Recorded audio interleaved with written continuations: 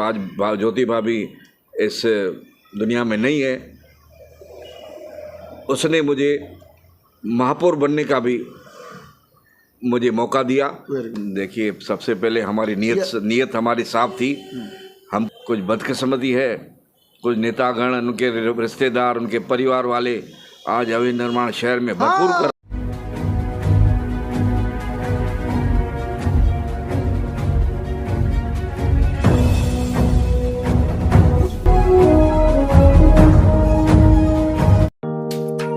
Neeraj Vinod Burani's Spacecraft Interiors. Your space, our craft. Experienced and professional team. No hidden charges. Luxurious designs. Follow us on Instagram. Spacecraft Interiors. Your space, our craft. Crystal Finance by Ajit Makijani. One-stop solution for all your loan requirements. Asan, convenient or effortless. We have tie-ups with all major banks and NBFCs. Business loan, mortgage loan, overdraft and cash credit facility. Instant approval, minimum interest rate and processing fees. Doorstep loan process. Call us today. Crystal Finance by Ajit Makijani. 9011 280000. आई लेते एक मुलाकात शहर के माजी उपमहापौर, साथ ही साथ नवनिर्वाचित सिंधी साहित्य अकेडमी में कल साहब के नाम की घोषणा हुई विनोद जी की। सबसे पहले आपको इस बात की बधाई। सिंधी साहित्य अकेडमी में आपका चयन हुआ। विनोद जी, अभी शहर की सिंधियों, जो हमारे सिंधी समाज है, उसका नेतृत्व करने का आपको मौका मिला है।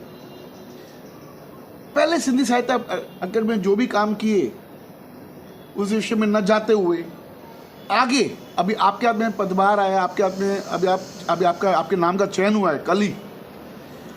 अभी आप सिंधी समाज के लिए क्या करेंगे ऐसा जिसमें सिंधी समाज का नाम ऊंचा हो? हाँ जैकी भाई, सबसे पहले आपका धन्यवाद है, आपने मुझे याद किया। अब तो अक्सर आपको याद करते सर। सबसे पहले आपका जो सवाल है कि कल मेरी सिंधी साहित्य अकादमी के ऊपर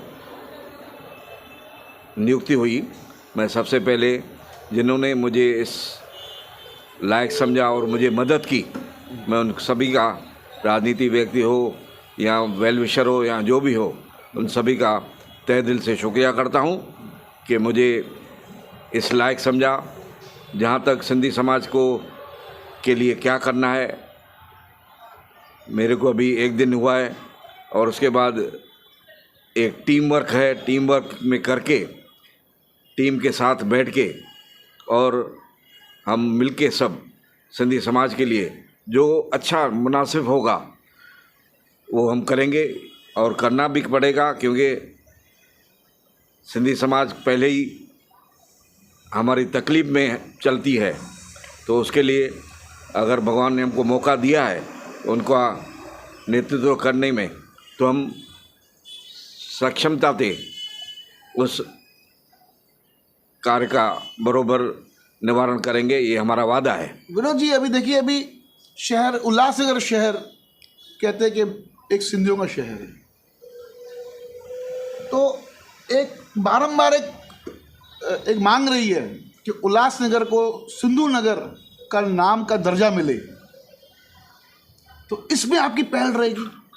बिल्कुल, इसके बारे में भी जो भी टीम है सब बैठ के कोई निर्णय लेंगे और बैठ के जो भी हमारे माननीय मुख्यमंत्री हैं, उप मुख्यमंत्री हैं, जो भी हैं, जो रिलेटेड आदमी हैं, जो पॉलिटिशियंस है, हमारे पार्लियामेंट मेंबर हैं, हमारे आमदार हैं, सब मिल के इस पे चर्चा करके कोई निर्णय लेंगे। ये बहुत ज़रूरी है कि हमारे शहर को कुछ मिला नहीं है, कुछ न कुछ तो मिलना चाहिए। अब जैसे कल रात को जैसे आपकी सभी व्हाट्सएप ग्रुप्स के अंदर आपका मैसेज आया कि आपको ये इतना बड़ी जवाबदारी मिली है, तो कुछ वेल विशर जो मेरे भी अच्छे दोस्त हैं, जो आपके संपर्क में भी है, कुछ लोगों ने मुझे भी फ़ोन किया और मुझे कहा कि ये आप इनका विनोद जी का इंटरव्यू लें और वहाँ पर एक हमारा भी पक्ष रखें और उन लोगों की एक सिंधी समाज की तरफ से एक मांग है कि जो उल्लास में जो सिंधी स्कूल्स जो आज की तारीख में बंद पड़े हैं उसको शुरू करने की पहल आप करें। ऐसे लोगों का विश्वास आप में है और उनका मैसेज आप तक पहुंचाना था, मैंने आपके पास पहुंचाया। बिल्कुल, इसके बारे में भी बहुत गंभीर विषय है ये, क्योंकि सिंधी स्कूल्स बंद होते जा रहे हैं। उसके बारे में गंभीरता से हम अपनी टीम पे सामने ये बातें रख के कोई ठोस निर्णय लेंगे, ये आपसे वादा है।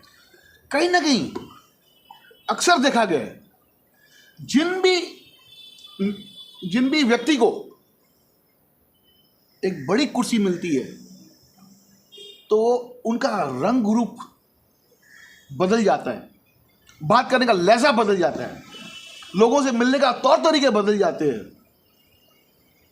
कुछ लोग अपना पोशाक तक चेंज कर डालते हैं, शर्ट से आ जाते हैं जैकेट के ऊपर। तो आप कभी जैकेट पहनेंगे या आप जैसे आज साधारण रूप में आप है वैसे ही रहेंगे शहरवासियों के बीच? देखिए जैकी भाई, मैं उल्लासनगर नगर पालिका का 4 बार महानगर पालिका का सदस्य बना सही, और 7 बरस स्थायी समिति का सदस्य बना, जो एक रिकॉर्ड है। वाह। उसके बाद 2.5 बरस स्थायी अपना उप महापौर रहा शहर का, और कुछ टाइम के लिए हमारी आदरणीय जो आज ज्योति भाभी इस दुनिया में नहीं है, उसने मुझे महापौर बनने का भी मुझे मौका दिया। Very good. क्योंकि भाभी शहर से बाहर गई थी, तो 2 महीने के लिए या 1.5 महीने के लिए मुझे याद है मैं था, और मैंने महापौर के और मैंने महासभा भी मैंने प्रेजाइड की थी 2-3। Very good. ये रिकॉर्ड पे है। दूसरी बात, मैं एक लो प्रोफाइल आदमी हूँ। सही। मैं इतने संवैधानिक पद पे रह चुका हूँ, उप महापौर था, लेकिन मैं अपनी कार के ऊपर उप महापौर का आगे से नेम प्लेट भी कभी नहीं लगाया कि उप महापौर जा रहा है। वैसे जोरी ज़बरदस्ती आदमी उप महापौर लिखते हैं या कोई भी पद लिखते हैं, मैंने कभी भी अपने पद पे अपनी कार के ऊपर उप महापौर का स्टिकर नहीं लगाया, और हमेशा मैं लो प्रोफाइल में चला। और मज़े की बात ये बताऊं कि आदमी लोग बहुत से तो मुझे जानते भी नहीं थे कि ये शहर का उप महापौर है, क्योंकि मैं लो प्रोफाइल आदमी था। मेरी ऑफिस में जो भी आता था, व्यापारी हो या कुछ भी हो, उनका मैं जितना हो सका उनका काम किया। और जहाँ तक वार्ड का सवाल है, वार्ड तो मैंने एक सुंदर वार्ड बनाया जिसको आदर्श वार्ड बोलते थे शहर में। आपको तो इनाम की राशि भी आपकी मिली, आपके और वार्ड मुझे याद है? बिल्कुल रहा जी, बिल्कुल आदर्श वार्ड मैंने बनाया। और हमारे वार्ड के वासी जो हैं वो गर्व से कहते थे हम विनोद तलरेजा के आदर्श वार्ड में रहते हैं। वाह। और एक दूसरी महत्वपूर्ण बात बताऊं कि महाराष्ट्र सरकार ने मुझे संत गाड़गे बाबा स्वच्छता अभियान में 5 लाख की निधि दी थी मुझे, और वो मैंने अपने वार्ड में खर्च की। वो निधि इसके लिए थी कि महाराष्ट्र शासन का स्कीम था कि जो भी कारपोरेशन में जो सदस्य चुन के आए हैं उनको इनाम उनको दिया जाएगा जिसका सबसे अच्छा सुंदर वार्ड होगा। दूसरा कोई नेता होता आपके जगह पर, जैसे आपको निधि मिली 5 लाख की एक इनाम राशि, आपने अपने वार्ड के विकास के लिए खर्ची कर दिए, दूसरा कोई नेता होता तो याद है वो पैसे हाउ हो जाते थे। देखिए, ये हाउ शब्द हम लेके आए हैं, हमारी क्रिएशन है। ये 5 लाख रुपए जो आपको निधि मिली, अगर दूसरे किसी नेता के हाथ में जाती तो हाउ हो जाती थी। देखिए, सबसे पहले हमारी नीयत हमारी साफ थी।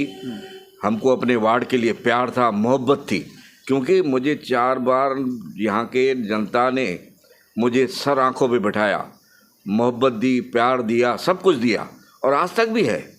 आज तक भी वही मुझे प्यार करते हैं, अभी भी मेरे वार्डवासी। इसके लिए मैंने पहले भी आपको आपके चैनल के माध्यम से बोला था कि मैं पहला चुना हुआ नगर सेवक हूँ भारतीय जनता पार्टी का, जो आने वाली महानगर पालिका में एक मैं सदस्य हूँ जो अभी चुन के आने वाला हूँ। वाह, इसके लिए हम आपको पहले से धन्यवाद करते हैं सर। साथ ही साथ उल्लासनगर का एक काला सच आपके सामने एक सवाल के रूप में रखना चाहूँगा। उल्लासनगर एक काला सच, एक काला अंधेरा, जिसके कारण हमारे शहर वासियों को बाहर के शहरों में जाके 2 बातें सुनने तक मिलती है। वो है हमारे शहर की डेवलपमेंट, वो डेवलपमेंट ना होने का सबसे बड़ा कारण अवैध निर्माण, टीयर गेटर, रोड, रास्ते, ये सब मिला के देखा जाए तो आज हमारे शहर की जो बाहर के शहरों में जो अगर हम तुलना करें तो हम काफ़ी नीचे स्तर पे पाए जाते हैं। बिल्कुल। तो इस विषय के अंदर आपका क्या कहना है? अभी भी हाल ही में कुछ मीटिंग्स के अंदर थाने में कोई मीटिंग थी, वहाँ पर कोई बड़े आदेश पास हुए, उस विषय में आप क्या कहेंगे? जी सुनिए, सबसे पहले तारीख 5 को थाने में कलेक्टर ऑफिस में नियोजन समिति में मीटिंग हुई। उसके बाद 8 तारीख को हमारे शहर के लोकप्रिय पेपर उल्लास विकास में न्यूज़ आई। पढ़ के मैं हैरान हो गया, जहाँ पे हमारे पालक मंत्री शंभूराज जी देसाई जी वहाँ पे मौजूद थे और उसके अलावा थाने डिस्ट्रिक्ट के पूरे खासदार आमदार सब वहाँ अवेलेबल थे, अधिकारीगण अवेलेबल थे। वहाँ पे कुछ आमदारों ने या कुछ खासदारों ने वहाँ पे सुझाव दिए पालक मंत्री साहब को कि भाई कारपोरेशन एरिया में आज की तारीख में अवैध निर्माण बहुत हो रहे हैं। सही है, मतलब अनगिनत है।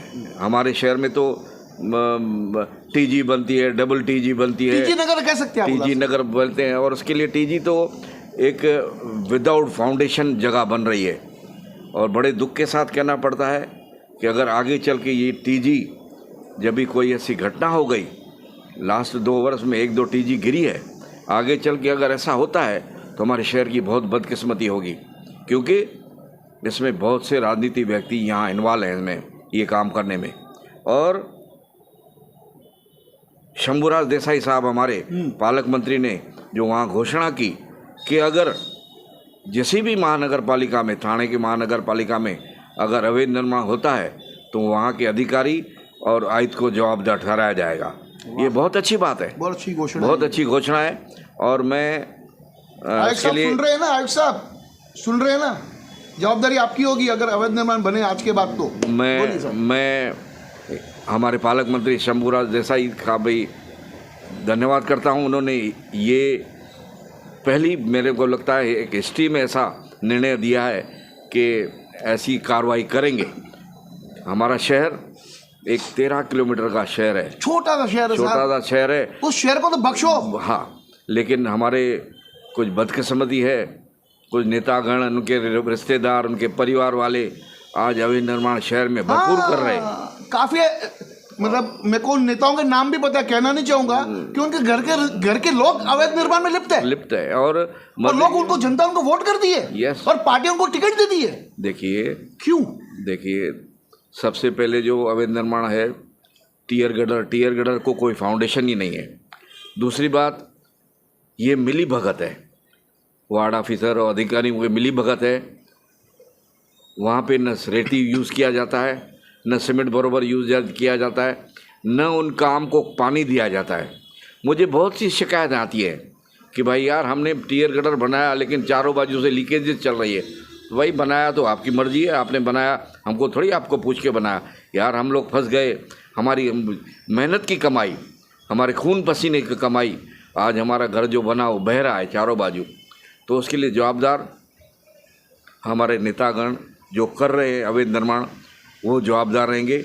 और मुझे लगता है आगे चल के जो हमारे पालक मंत्री साहब शंभूराज देसाई ने जो निर्णय लिया है, उसके ऊपर हमारे शहर के आयुक्त हैं, ज़रूर इम्प्लीमेशन करेंगे। ये मेरा उनसे निवेदन है कि आप ज़रूर आगे आके और इसके ऊपर आप कार्रवाई करेंगे। आप जब फाउंडेशन की बात कर रहे थे, टीयर गेटरों का फाउंडेशन नहीं है, इस फाउंडेशन के शब्द के साथ एक दूसरा शब्द मेरे से आप जब बोल रहे थे तो मेरे माइंड में घूम रहा, फाउंडेशन एंड फाउंटेन, दोनों सिमिलर वर्ड्स हैं। फाउंडेशन एंड फाउंटेन, पूरे शहर के अंदर फाउंटेन्स जो बने हुए थे वो बंद हो गए, खराब हो गए, कुछ भी हो गया, उसको महानगर पालिका उसका मेंटेनेंस नहीं कर रही है। लेकिन उस चीज़ को ध्यान में रखते हुए आपके वार्ड में, आपके पैनल में 4-5 फाउंटेन्स मैं रोज देखता हूँ। ये लीकेज की समस्या के कारण जो फाउंडेशन जो आपका जो फाउंटेन जो निर्माण हुआ है, ये कब बंद होगा? देखिए, है बरोबर है, हम लोग पेपर के माध्यम से मैंने पढ़ा है, व्हाट्सएप के भी माध्यम से पढ़ा है, मेरे न्यूज़ के माध्यम से सुना भी है। आपके न्यूज़ के माध्यम से मैंने सुना है। तो अभी देखिए, जो चुने हुए प्रतिनिधि थे अभी नहीं है, हाँ, अभी नहीं है। अभी वो उनकी जवाबदारी है कि जो फाउंटेन या लीकेजेस है उनको तुरंत बंद किया जाए। मैंने करस्पॉन्डेंस भी की है कारपोरेशन में, लेकिन अधिकारीगण सुनने को तैयार नहीं है, क्योंकि आज महानगर पालिका में प्रशासन का राज है और प्रशासन जो कर रहा है वो उनको अनदेखी कर रहा है। विनोद जी ऐसे तो नहीं, देखिए ऐसे देखने को मिल रहा है, अगर हम कोई चूक निकालते किसी नेता में से, किसी भी, मैं आपकी बात नहीं कर रहा हूँ, मैं माजी नगर सेवकों की बात कर रहा हूँ, अगर कोई चूक निकालते लोग कहते हैं हम तो नगर सेवक ही नहीं है। अगर चूक नहीं निकालते लोग कहते हैं हम तो नगर सेवक है, पानी हमारे पूछ के टाइम चालू करो, अवैध निर्माण करना है, टीयर कटर करना है तो हमको कोई 25-50 दो तो काम होगा। हज़ारों में रुपए की बात नहीं कर रहा हूँ, रुपयों की वैल्यू ही नहीं है। शुरुआत हुआ 20 रुपये स्क्वायर फीट से, आज पहुँचे हज़ारों में जो चालू है, ठीक है। तो कहीं ना कहीं ये सब चीज़ें बंद होनी चाहिए।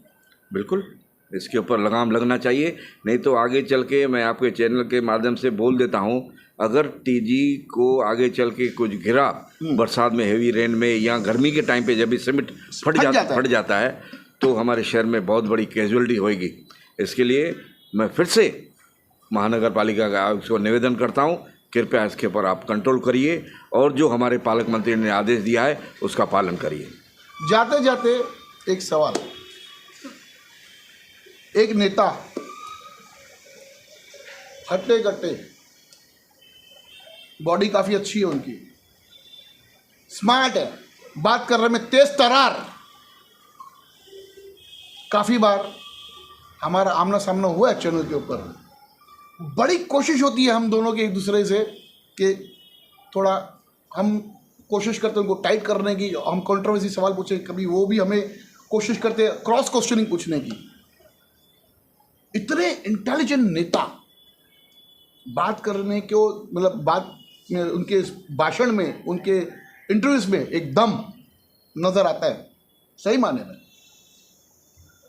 उस नेता से जब भी काम का लेखा जोखा मांगा जाता है खुले मंच के ऊपर, उनके आकाओं ने जब पूछा, तब उधर उनकी दबंगियाई, उनकी वो कमजोरी किधर क्यों आ जाती है, जो बड़े मंच के ऊपर कहते हाँ जी सर, नो जी sir, yes sir, no sir.